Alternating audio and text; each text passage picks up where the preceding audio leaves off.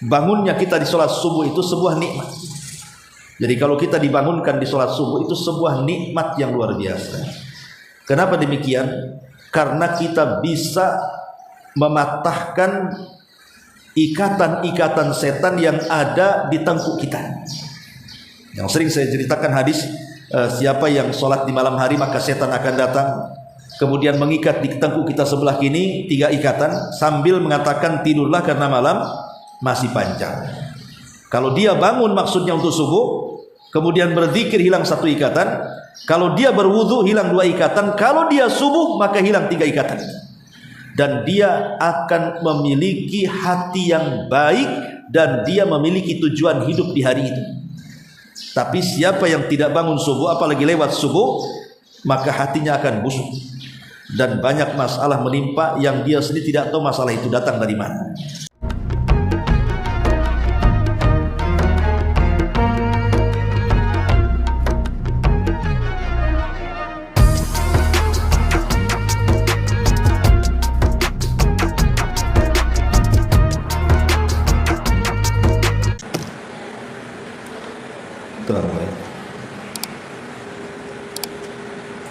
Bismillahirrahmanirrahim.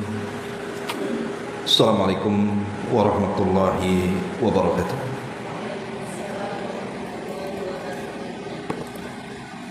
Alhamdulillah wassalatu wassalamu ala Rasulillah wa ala alihi wa sahbihi wa mawalah wa la hawla wa la quwwata illa billahi wa ba'd. Alhamdulillah, di waktu duha ini kita bisa melanjutkan kajian kita membahas kitab Umdatul Ahkam, dan kita masuk pada hadis ke-51 dalam bab waktu salat. 52. Baik. Kita baca hadisnya. An Jabir bin Abdullah radhiyallahu anhu maqala kana an-nabiy sallallahu alaihi wasallam yusalli adh-dhuhra bil hajirati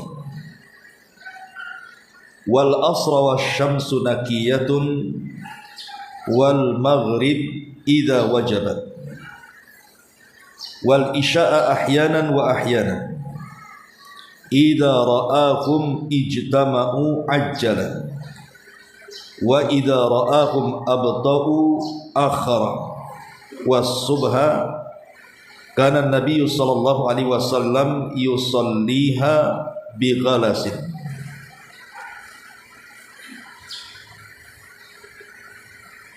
Dari Jabir bin Abdullah radhiyallahu an, beliau berkata, Nabi sallallahu alaihi wasallam bersabda, atau Nabi sallallahu alaihi wasallam mengerjakan salat duhur di tengah hari yang sangat terik. Adapun salat asar ketika matahari masih cukup cerah. Adapun salat maghrib ketika matahari tenggelam. Dan mengerjakan salat isya dengan tidak menentu waktunya. Jika beliau melihat orang-orang telah berkumpul maka beliau menyegerakan isya. Namun jika beliau melihat mereka telat atau terlambat maka beliau mengakhirkan isya. Sedangkan salat subuh Nabi SAW mengerjakannya ketika keadaan masih gelap.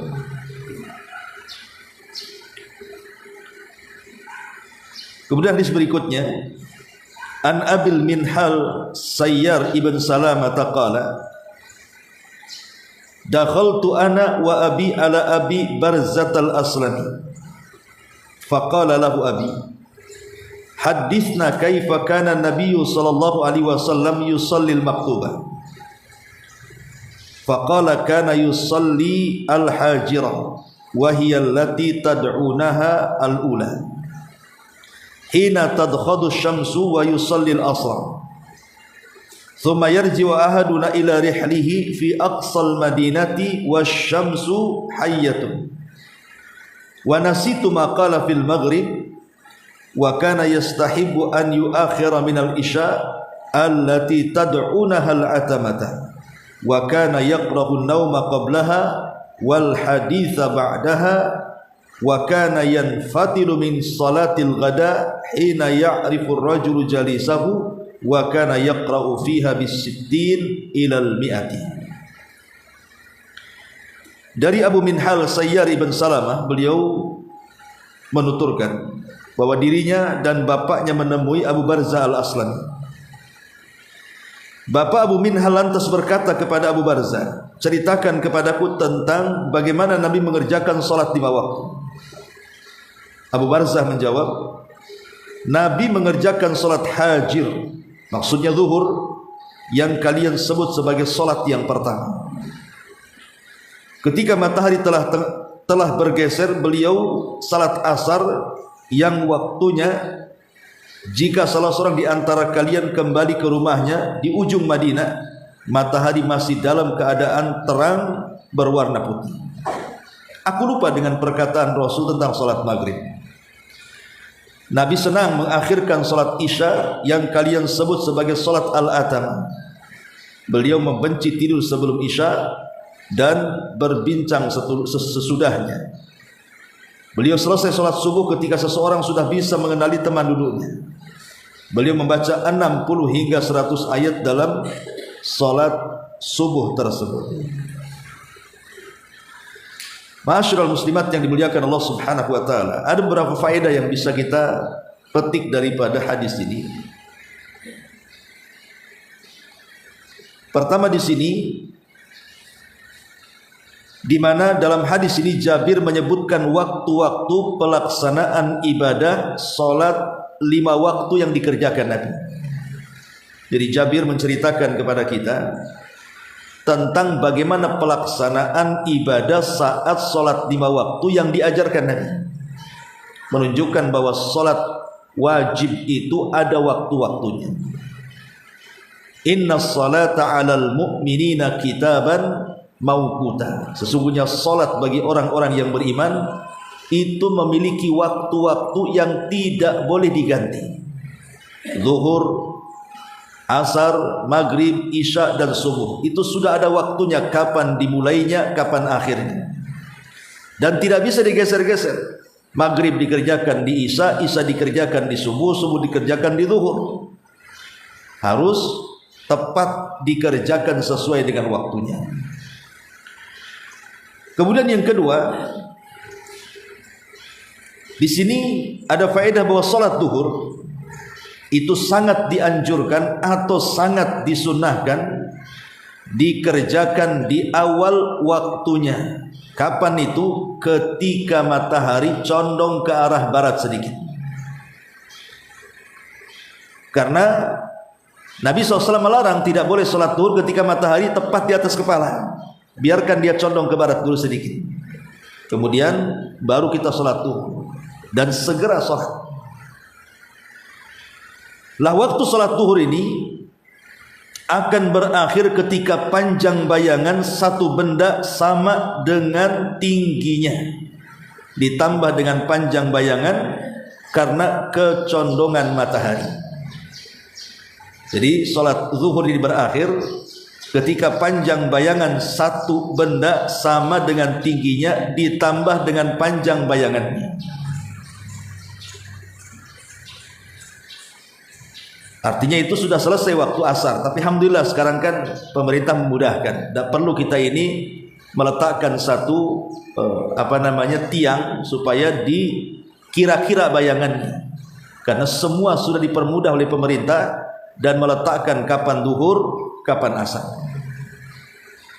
Kemudian saat kondisi cuaca yang panas, maka disunnahkan menunda pelaksanaan salat zuhur. Jadi kalau memang di musim panas kayak di Saudi, Yaman atau negara-negara Timur Tengah itu kan kalau panas kan beda dengan kita di sini Bu ya. Jadi panas jadinya ekstrim gitu ya, sampai membakar kulit. Sehingga ditekankan kalau memang di musim panas yang ekstrim sebaiknya boleh menunda pelaksanaan sholat duhur hingga suhunya sedikit meredah. Karena ada hadis yang mengatakan panasnya di waktu zuhur itu salah satu adalah min fai'i jahannam, dari panas jahanam yang melesat ke bumi. Tapi kalau dalam kondisi tidak panas gitu ya ngikutin waktu saja, tergelincir matahari sholat dan itu. Tapi kalau memang lagi panas ya, karena ada musim-musimnya panas, maka kita boleh mengakhirkan sedikit sampai minimalnya meredak panasnya. Kemudian sholat asar disunahkan dikerjakan di awal waktu. Kapan itu? Saat matahari masih terasa panasnya ke badan kita. Adapun sholat maghrib juga disunahkan dikerjakan di awal. Kenapa? Karena sabda Nabi SAW di sini, wal maghrib idza wajabat. Dan ini juga ada isyarat bahwa sholat maghrib itu tepat waktu, berbeda dengan asar. Kalau asar tidak mesti tepat waktu. Isya ya, bukan asar, isya. Berbeda dengan isya. Kalau isya itu tidak mesti tepat waktu, karena Nabi SAW juga melihat jamaah. Jadi kalau dia ke masjid kok jamaahnya agak lambat, maka Rasul akan melakukan sholat isya itu tengah malam. Tapi kalau melihat jamaahnya sudah kumpul, maka Rasul SAW akan menyegerakan. Makanya kalau seandainya seseorang kemudian telat mendapatkan sholat jamaah isya, anggaplah makanya ada tamu, kita kedatangan tamu, kita boleh kemudian mengakhirkan isya kalau ada tamu gitu. Tetapi kalau bisa jangan sampai jamaah lewat, keutamaan berjamaah sholat isya lewat, dan jangan sampai keutamaan waktu juga lewat. Artinya kalau memang kita sudah lewat sholat isya gitu ya, karena ada tamu, maka lakukanlah sholat isya itu di pertengahannya supaya mendapatkan keutamaan waktu gitu maksudnya. Nah ini juga diantara faedah daripada hadis ini. Adapun subuh disunahkan dilaksanakan pada saat masih gelap gulita. Dan ini sudah kita bahas kemarin tentang apa itu makna golas. Taib masyarul muslimat yang dimuliakan Allah Subhanahu wa taala. Kemudian hadis Abi Minhal nanti kita akan jabarkan sedikit. Hadis daripada Abu Minhal. Ada beberapa faedah yang disebutkan para ulama. Pertama, ta'addub as-saghir ma'al kabir. Kita diajarkan orang kecil itu punya akhlak kepada orang besar. Karena di sini dari Abul Minhal Sayyar ibn Salamah dia berkata, aku bersama ayahku pernah masuk menemui Abu Barzah al-Aslami. Lalu ayahku bertanya kepadanya. Ini menunjukkan apa? Adab. Adab orang kecil menghadap orang besar. Ya, ada adabnya di situ. Baik umpamanya secara umur ataupun mungkin secara pangkat gitu ya. Kita hormati, hanya sebatas menghormati. Kemudian yang kedua, musara'atul mas'ul bil jawab idza kana arifan bihi. Dianjurkan kalau seandainya kita ditanya dan kita tahu dengan jawabannya, jangan diam saja. Segera dijawab. Sudah tahu jawabannya, main-main besok kan gitu. Enggak bisa, ya. Jangan seperti itu. Kalau kita tahu jawabannya, kita jawab. Itu sunnah hukumnya. Kemudian yang ketiga, hirsus salaf ala ma'rifatis sunnah min ajli ittiba'iha. Bagaimana semangat kaum salaf untuk mengenal sunnah karena ingin mengamalkannya. Sebagaimana di sini Abul Minhal berkata, aku bersama ayahku pernah masuk menemui Abu Barzah Aslami, kemudian bertanya soal pelaksanaan sholat itu. Kemudian juga yang keempat, keterangan tentang awal waktu sholat yang 5. Dan dalam hadis Abu Minhal ini didahulukan dengan sholat duhur. Kenapa? Karena sholat duhur itu sholat yang pertama kali dikerjakan setelah peristiwa Isra dan Mi'raj. Ya, Rasul itu ketika Isra Mi'raj, maka wajibkan kepada dia atau diperintahkan kepada beliau alaihi salatu wassalam untuk melaksanakan salat 5 waktu. Lah salat yang pertama dilakukan Rasul pasca Isra Mi'raj salat apa? Salat duhur. Itulah salat yang pertama kali dilakukan. Baru kemudian asar, maghrib, isya, subuh, balik lagi ke zuhur. Kemudian juga dalam hadis Abi Minhal ini bayanu anna Nabiy SAW kana yusalliha fi awali waqtiha adal isya. Dalam hadis Abi Minhal ini semua salat wajib dilakukan tepat waktu kecuali isya. Nabi SAW melakukan salat 5 waktu itu dengan tepat waktu kecuali isya. Kalau melihat sahabat kumpul ya salat, kalau tampak kurang berkumpul maka diakhirkan di akhir waktu, artinya di tengah malam. Tapi selain daripada isya, Rasul menganjurkan untuk tepat waktunya. Kemudian juga di sini keterangan Nabi sallallahu alaihi wasallam kana yusalliha fi awali waqtiha. Al afdal min fil isya at-ta'khiru ila akhiri waqtiha al mukhtar. Yang paling afdal isya itu dilakukan di akhir waktu pilihan. Maksudnya pertengahan malam. Namanya ibu belum isya nih, jam 9 atau jam 10 malam gitu ya. Tapi ibu nggak ngantuk, bisalah kalau bertahan sampai malam. Ya sudah, akhirkan saja isya itu dilakukan di pertengahan malam supaya mendapatkan keutamaan waktu. Kemudian juga di sini ada faedah karahiyatun naumi qabla salatil isya. Makruh hukumnya tidur sebelum salat isya ataupun setelah maghrib. Kenapa? Karena maghrib ke isya itu kan pendek tuh, jangan dibuat tidur-tiduran. Li'alla yadhi'al jamaah, sebab tidur ini terkadang bisa melalaikan salat jamaah, apalagi rumah jauh kan itu. Termasuk juga makruh hukumnya berbincang-bincang setelah isya, kecuali ada urusan maslahat dunia atau ada urusan maslahat akhirat. Jadi kalau bincangnya itu setelah isya itu mungkin ya bincang bisnis, kan ada keuntungan dunia gitu ya. Atau mungkin bincang akhirat seperti pengajian pada isya, maka tidak masalah. Tapi kalau kemudian bincangnya tidak ada juntrungannya, ngalor ngidul ngetan ngulon tidak jelas, maka itu yang dilarang. Dilarang berbicara seperti itu setelah salat isya. Ma'asyiral muslimat yang dimuliakan Allah Azza wa Jalla. Kemudian juga di sini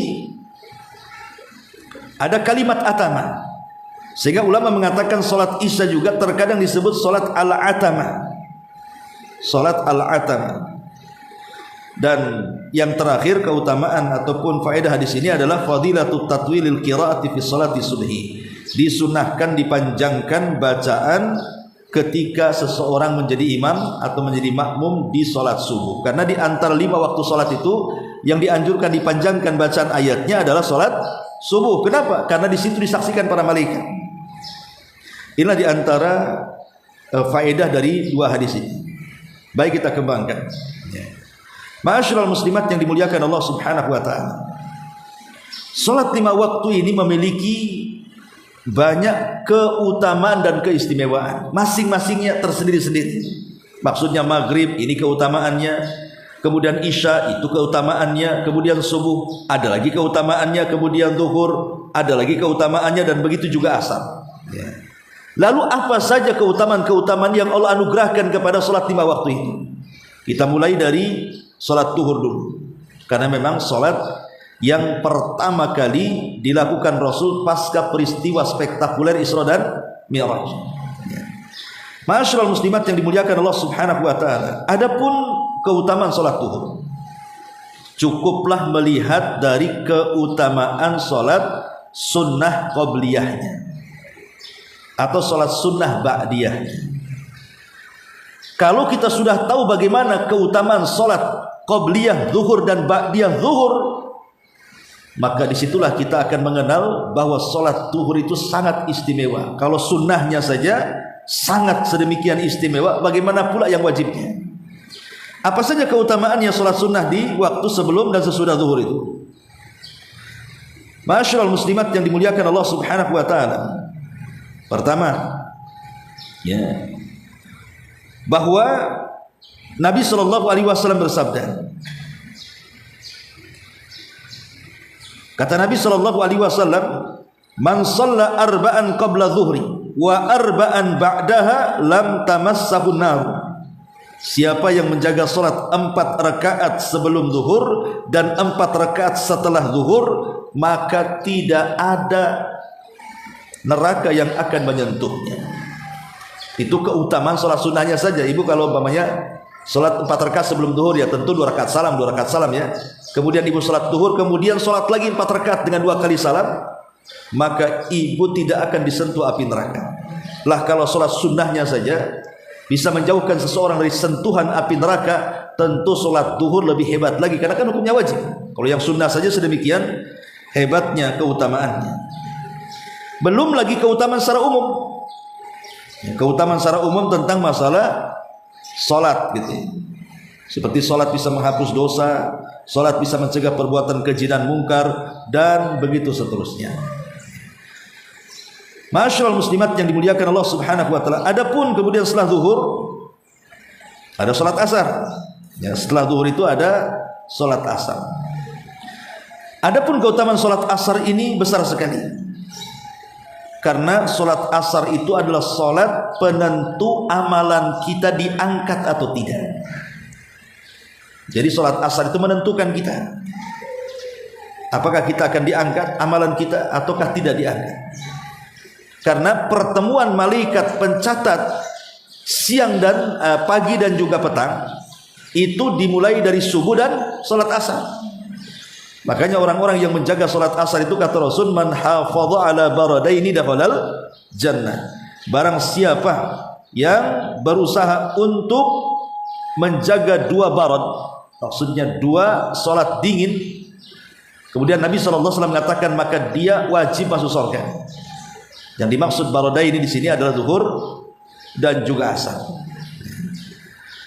Kemudian juga di antara keutamaannya yang disebutkan para ulama tentang salat asar di sini, bahwa salat asar itu adalah salatul wusta, salat pertengahan. Ya, salat pertengahan.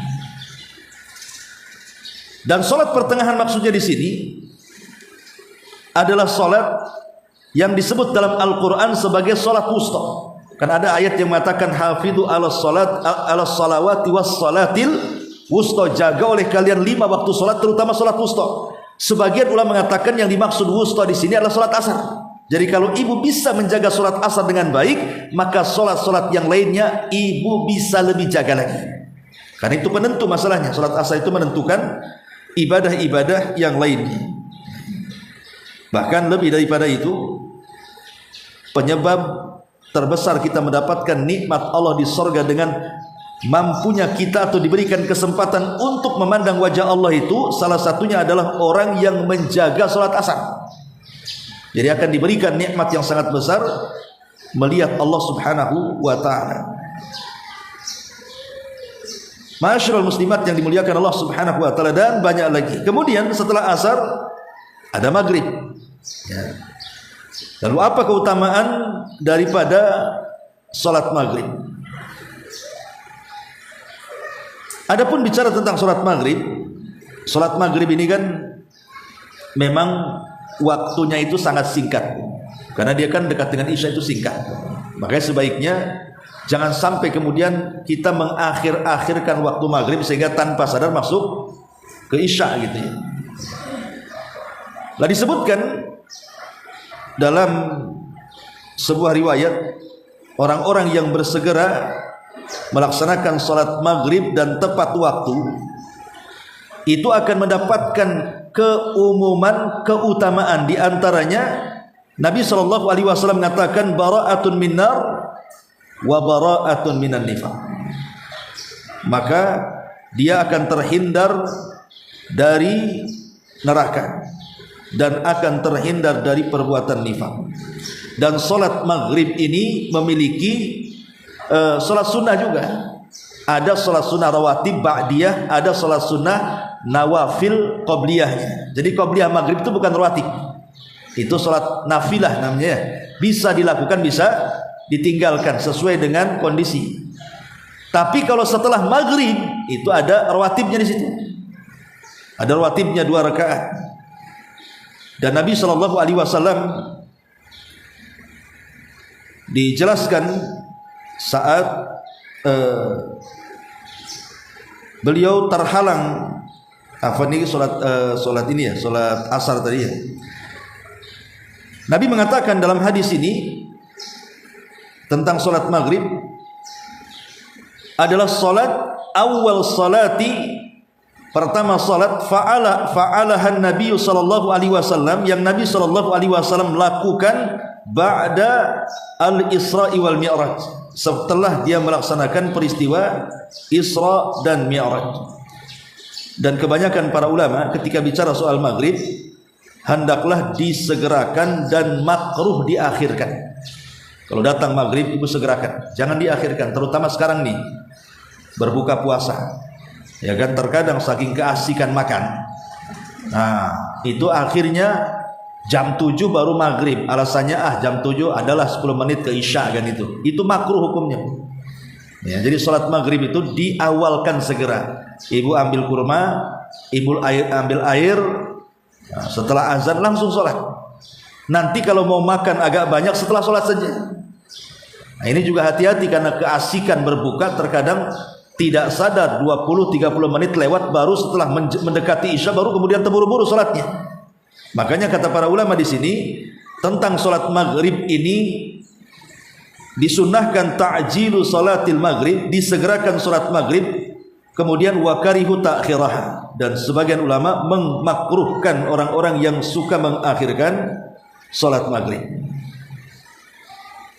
Dan ingat bahwa sholat maghrib ini dikategorikan, menyegerakan sholat maghrib ini dikategorikan bagian daripada fitrah, bagian daripada fitrahnya manusia.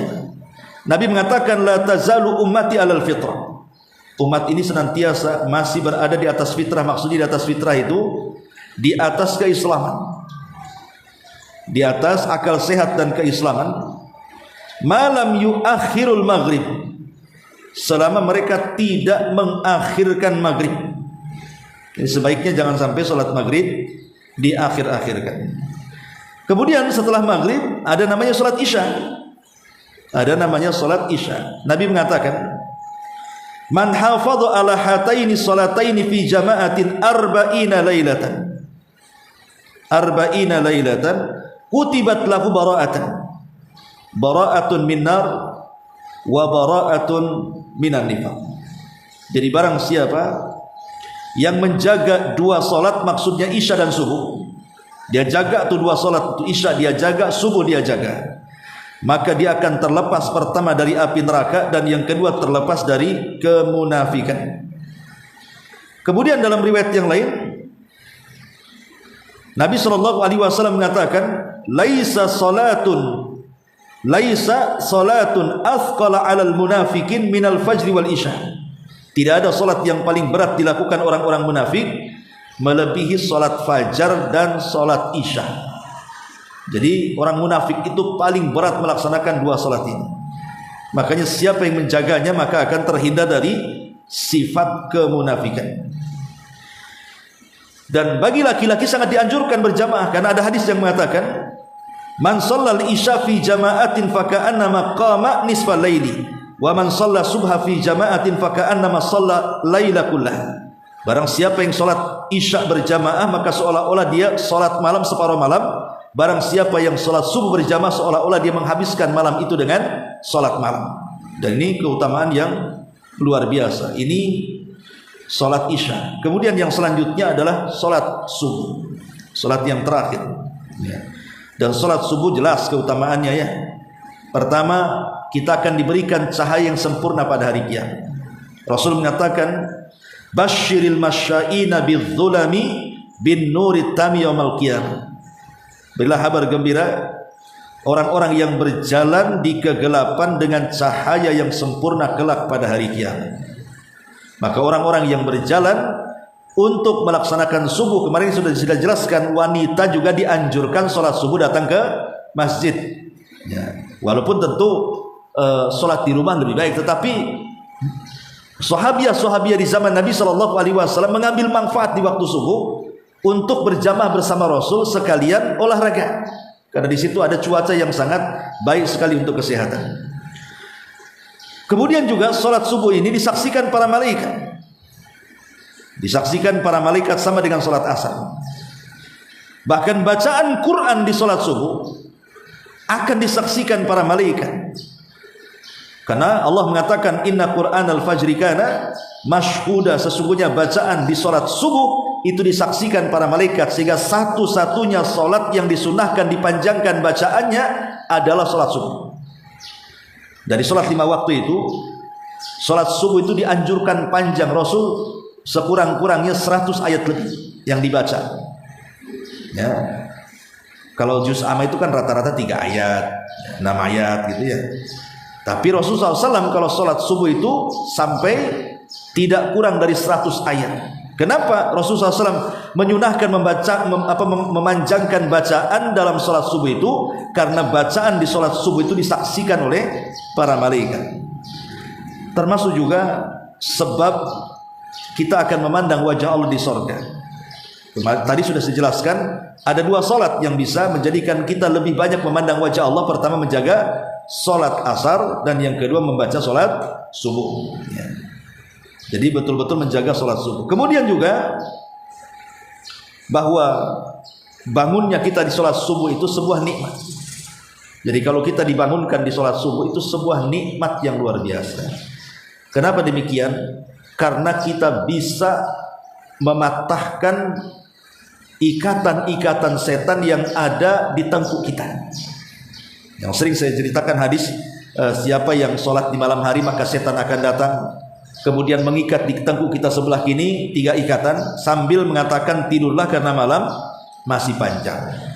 Kalau dia bangun maksudnya untuk subuh, kemudian berzikir hilang 1 ikatan. Kalau dia berwudu hilang 2 ikatan. Kalau dia subuh maka hilang 3 ikatan. Dan dia akan memiliki hati yang baik, dan dia memiliki tujuan hidup di hari itu. Tapi siapa yang tidak bangun subuh, apalagi lewat subuh, maka hatinya akan busuk dan banyak masalah menimpa yang dia sendiri tidak tahu masalah itu datang dari mana.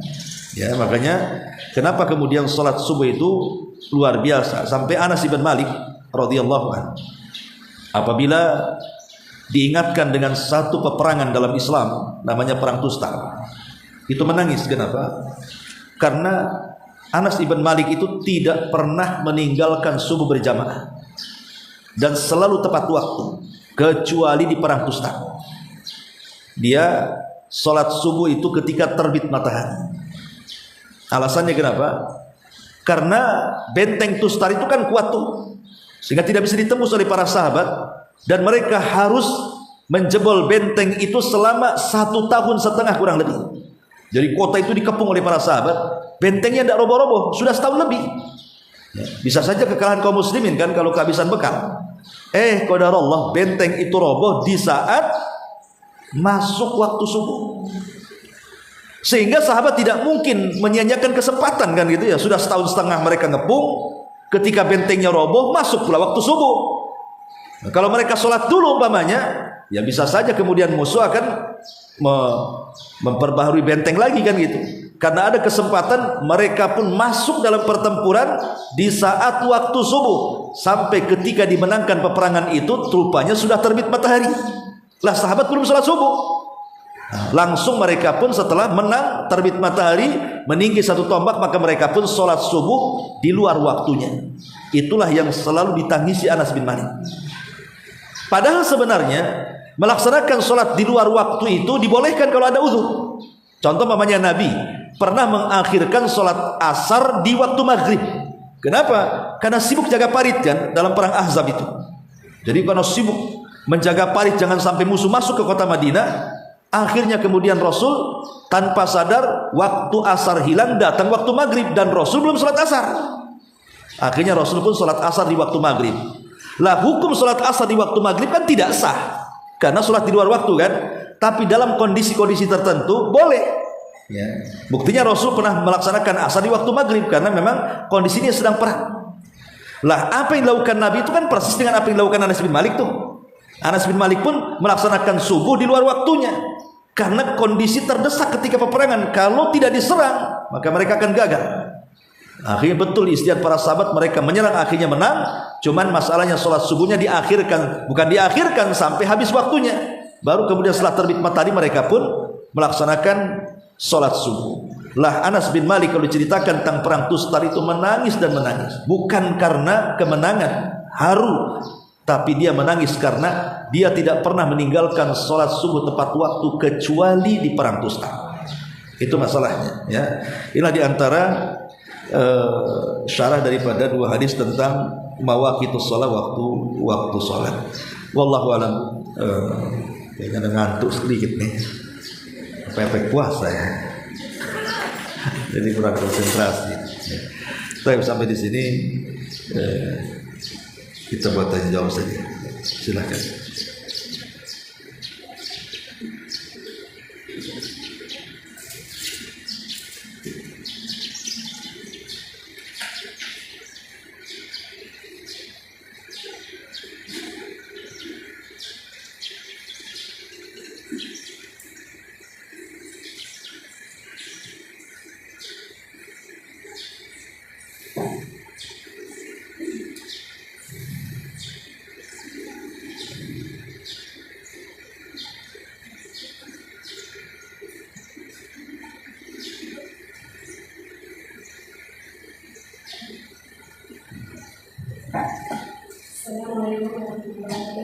Waalaikumsalam.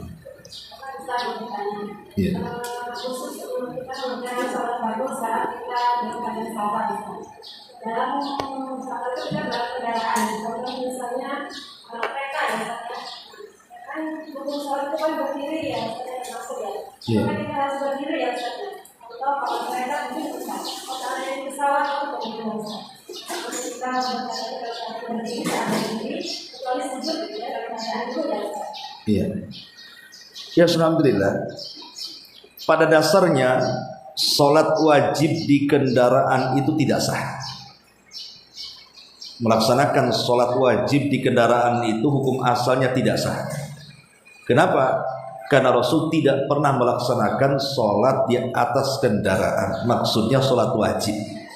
Kalau sholat sunnah ya tidak masalah, mau di kendaraan mau di luar kendaraan. Tapi khusus sholat wajib Rasul turun. Kalau datang waktu sholat wajib Rasul berada di atas kendaraan langsung turun. Artinya Rasul tidak pernah sholat wajib di atas kendaraan. Hukum asalnya tidak boleh, bahkan tidak sah. Tetapi dalam kondisi-kondisi tertentu maka dibolehkan. Dalam kondisi-kondisi darurat, kata Syekh Utsaimin rahimahullah taala, boleh dalam kondisi darurat sholat wajib di kendaraan. Contoh umpamanya sholat wajib di atas pesawat, di mana lewat dua sholat yang tidak mungkin dijamak dengan yang lain. Umpamanya kita berangkat jam 11 naik pesawat, ya. Kemudian turunnya setelah maghrib, kan tidak mungkin dijamak antara asar dengan maghrib, maka terpaksalah sholat di atas pesawat, ya. Lain kalau seandainya kita berangkat jam 11 kemudian sampainya jam 4, berarti kita bisa menjamak dengan cara mentakhirkan, menarik duhur ke asar kan, setelah kita turun dari pesawat. Tidak boleh dijamak di atas pesawat, karena kita masih bisa memungkinkan melaksanakan dua sholat sekaligus yang bisa dijamak. Tapi kalau tidak bisa dijamak, umpamanya asar dengan maghrib ataupun isya dengan subuh, itu kan tidak bisa dijamak, maka terpaksa sholat di atas kereta ataupun di atas bus atau di atas pesawat gitu. Tapi kalau memungkinkan, kayak kereta kan memungkinkan berhenti tuh, dan kita ada kesempatan untuk sholat di stasiun, maka sebaiknya tidak boleh sholat di atas kereta, karena kan ada kemungkinan berhenti.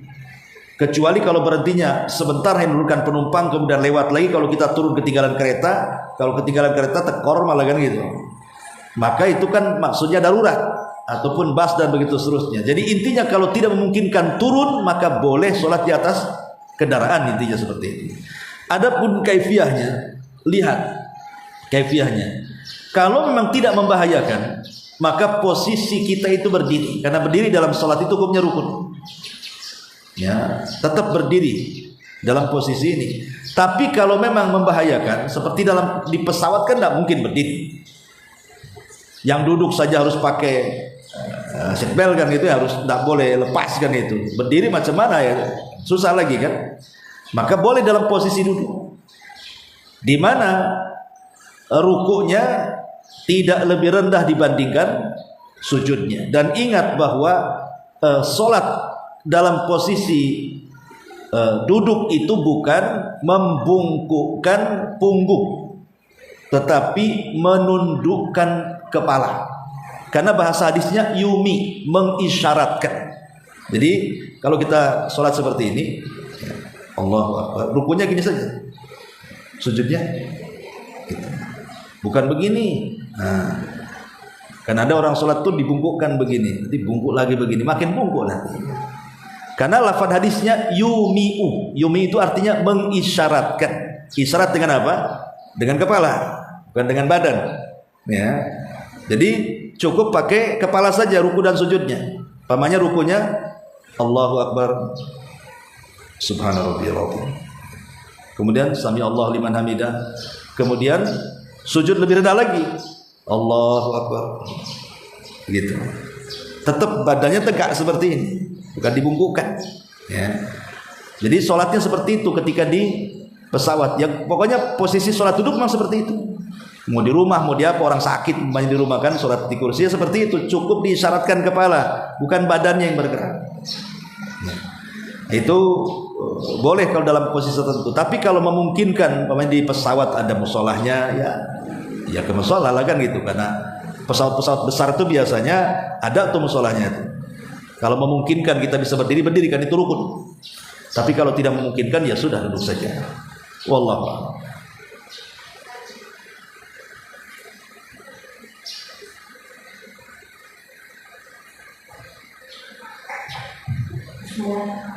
Apa Ustaz mau bertanya tentang salat sunnah 4 rakaat sebelum zuhur dan sesudah zuhur.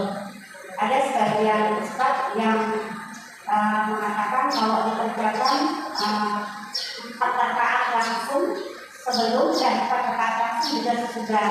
Sebaiknya bagaimana Ustaz? Kita lakukan 2 rakaat atau 4 rakaat langsung, apakah boleh? Enggak, itu 2 rakaat salam, 2 rakaat salam. Bukan 4 rakaat langsung. Ya karena sholat sunnah itu tidak boleh sama dengan sholat wajib. Kalau 4 rakaat langsung nanti sama dengan duhurnya nanti. Dan kita harus menyelisih sholat sunnah itu beda dengan sholat wajib. Makanya dibuat 2 rakaat salam, 2 rakaat salam.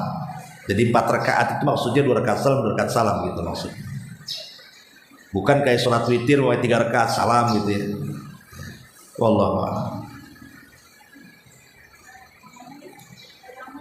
Tayamum, kenapa tayamum?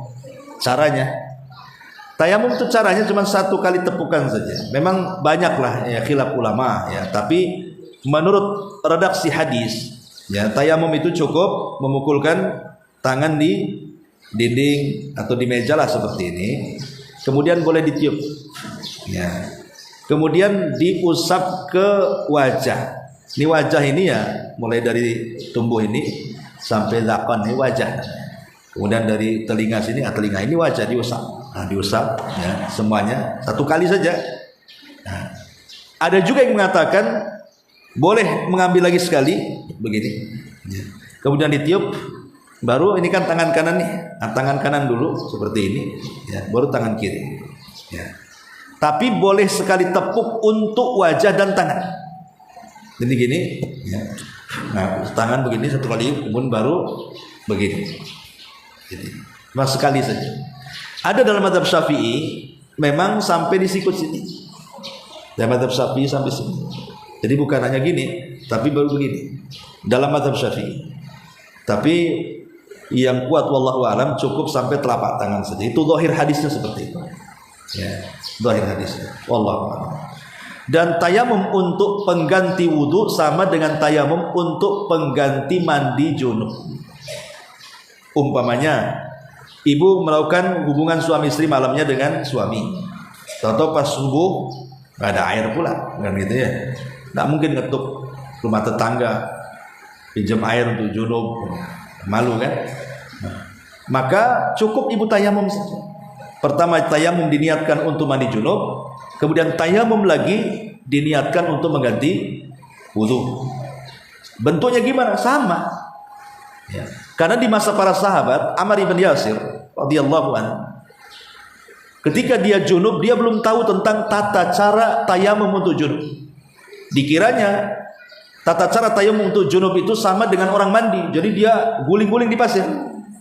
Ammar bin Yasir itu guling-guling supaya kena semua, maksudnya badannya dengan pasir. Kemudian diceritakan sama Rasul. Kata Rasul, bukan seperti itu, kata Rasul. Cukup seperti ini. Kemudian memukulkan tangannya ke dinding, kemudian meniup, mengusap wajah dan kedua telapaknya. Jadi sama saja, baik tayamum untuk mandi junub atau tayamum untuk berwudu. Dan ini bentuk kemudahan Islam. Jangan gara-gara tidak ada air, suami mengajak ibu untuk berhubungan, ibu nggak mau, alasannya nanti besok mandi pakai apa. Islam itu tidak sesulit itu. Ya. Lakukan saja, besok nggak ada air, tayamum, selesai. Apa masalahnya? Itulah menunjukkan Islam itu mudah, jangan dipersulit. Karena bisa mandi junub diganti dengan tayamum. Wallahu a'lam. Ada satu lagi Ustaz. Iya. Soalnya orang yang sedang sakit dan duduk tidak bisa melakukan kepala, jadi diisyaratkan dengan mata ya Ustaz. Ya, dengan mata bisa, dengan kedipan, ya, atau dengan badan yang lain yang bisa bergerak. Umpamanya ini jari masih bisa. Nah, kemarin nggak bisa nih, lehernya kena apa gitu, kecelakaan atau apa kan. Nah, kalau masih bisa badannya yang membungkukkan ya bungkuk. Tapi kalau nggak sama sekali ya pakai tangan. Ya, kalau nggak bisa ya pakai mata. Pokoknya boleh semua anggota badan itu dijadikan alat untuk itu. Tapi kalau memungkinkan mengisyaratkan dengan kepala sesuai dengan redaksi hadis, ya begitu caranya. Wallahu a'lam. Kita sampai di sini. Subhanallah bihamdika, asyhadu an la ilaha illa anta, astaghfiruka wa atubu ilaik. Allahu ta'ala alam. Assalamualaikum warahmatullahi wabarakatuh. Nah, ini kok ada pertanyaan nih. Bagaimana kalau malas mandi? Ya malas mandi baulah. Gitu. Ya tidak boleh malas mandi. Kalau junub ya mandi kalau ada air kan itu. Kecuali ada uzur kesehatan, kata dokter jangan sentuh air dulu. Atau kalau kena air nanti sakitnya makin parah kan itu. Ya. Kalau malas ini bukan alasan untuk tayamum. Subhanallah bihamdika, asyhadu an la ilaha illa anta, astaghfiruka wa atubu ilaik.